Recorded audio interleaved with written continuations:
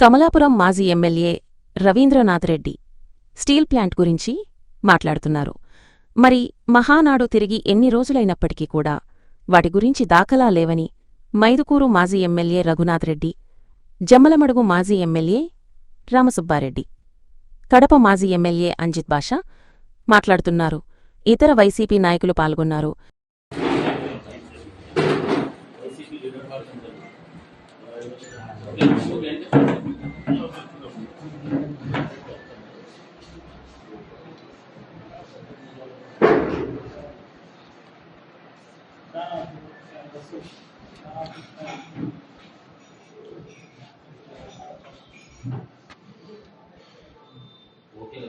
Okay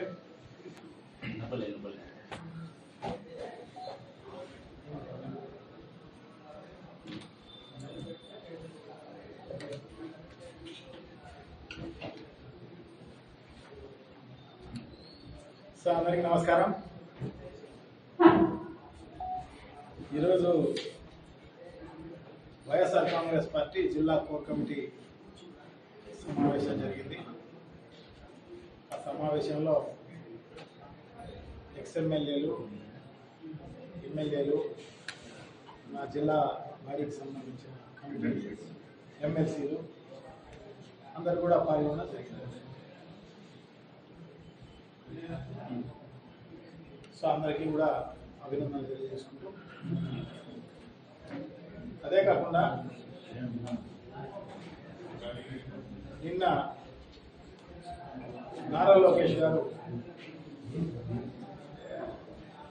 YSR Kadapa జిల్లాకు రావడం జరిగింది. నారా చంద్రబాబు నాయుడు వారసుడు, ఐటీ విద్యాశాఖ మంత్రి. సో ఇంత పెద్ద ఎత్తున ఉన్నాయి కాబట్టి వారసులనే ఎక్స్పెక్టేషన్ కూడా ఉంటుంది కాబట్టి భవిష్యత్తులో ఈరోజు కాకుండా రేపు ముఖ్యమంత్రి అయ్యే ఛాన్స్ ఉండే అవకాశం ఉంటుంది కాబట్టి ఆయన జిల్లాకు అదే పనిగా అందరితో కలిసి వచ్చేది వేరు, మహానాడు అనేది అందరితో కలిసి రావడం జరిగింది. సో ఇది సపరేట్గా జిల్లాకు వస్తున్నాడు అంటే నిజంగా కూడా ప్రజలు ఎక్స్పెక్ట్ చేస్తారు. ఎందుకంటే ఎవరైనా ఒక నాయకుడు ఈ రాష్ట్ర భవిష్యత్తుకు నిర్ణయించేవాడనే అతను వస్తూ ఉంటే ఈ జిల్లాకు ఏదైనా మేలు జరుగుతుందేమో,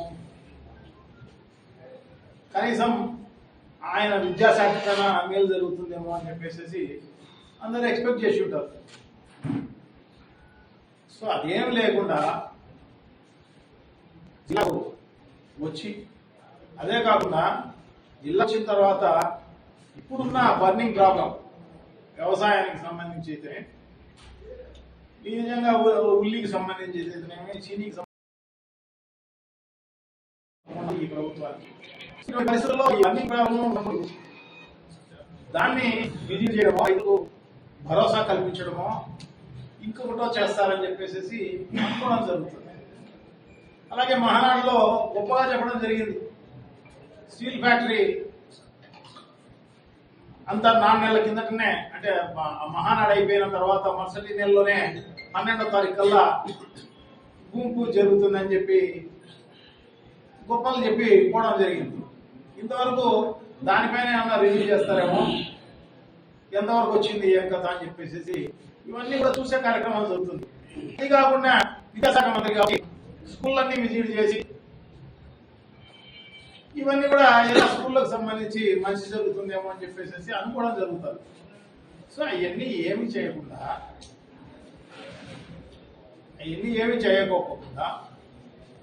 ఇంకా ఆయన ఎవరో పుట్టిన బిడ్డకు మనం నామకరణం చేసినట్టు, అది ఎప్పుడు 2022లోనే డిసెంబర్లోనే ఎగ్జిక్యూటివ్ కౌన్సిల్ సంబంధించి, ఎగ్జిక్యూటివ్ సెంటర్కి సంబంధించి